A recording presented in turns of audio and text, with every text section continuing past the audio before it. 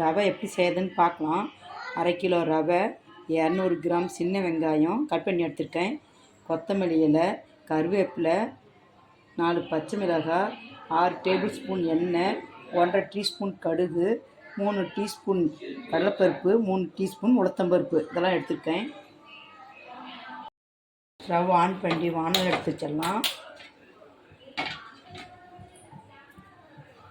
1/2 kilo ரவை இதில் கொட்டிடலாம்.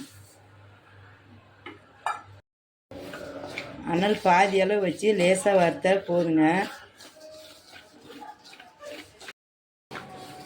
ஒரு நிமிஷம் வறுத்தா போதும். இப்போ எடுத்து கொட்டிக்கலாம்.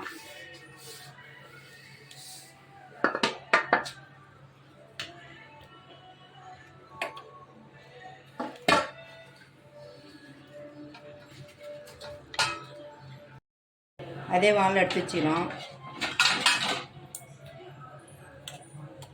எண்ணெய் ஊற்றிடலாம்.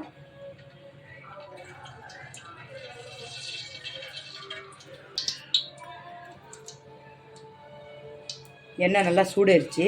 கடுகு போட்டுடலாம்.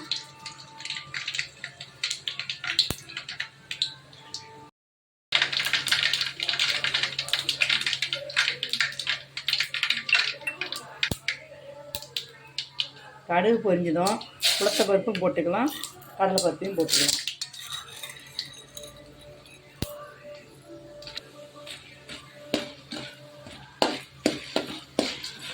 பருப்பு கொஞ்சம் கலர் மாதிரி வரட்டும்.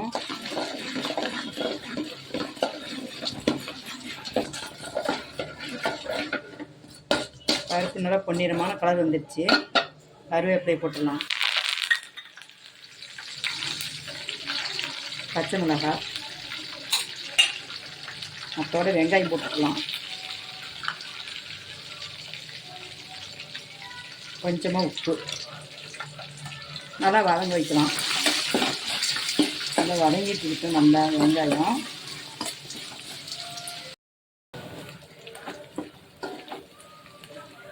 பாருங்கள், வெங்காயம் நல்லா வதங்கி வந்துடுச்சு. இப்போ தண்ணி ஊற்றிக்கலாம். 1/2 கிலோ ரவைக்கு 1.25 லிட்டர் தண்ணி ஊற்றிருக்கேன். உங்களுக்கு இலக்கமாக வேணும்னா 1/4 லிட்டரில் பாதி அளவு ஊற்றிக்கோங்க. தேவையான அளவு உப்பு போட்டுக்கலாம். ஒரு கைப்பிடி கொத்தமல்லி தலையை போட்டுறேன். நல்லா கிளறி விட்டுட்டே இருங்க. கொதி வரட்டும்.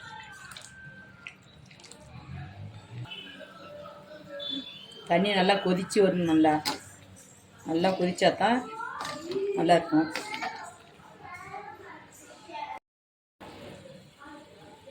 பாருங்கள், நல்லா கொதித்து வந்துட்டுருக்குது.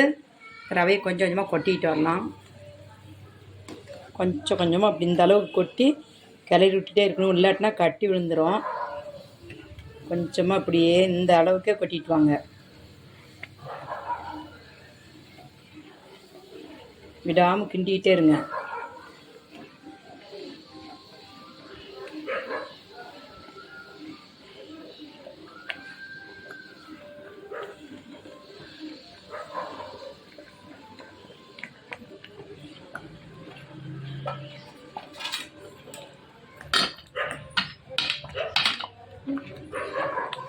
நல்லா கிண்டி விட்டுட்டே இருங்க.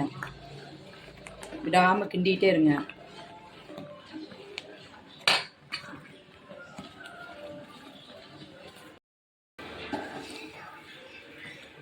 ரவை நல்லா வெந்து வந்துருச்சுங்க.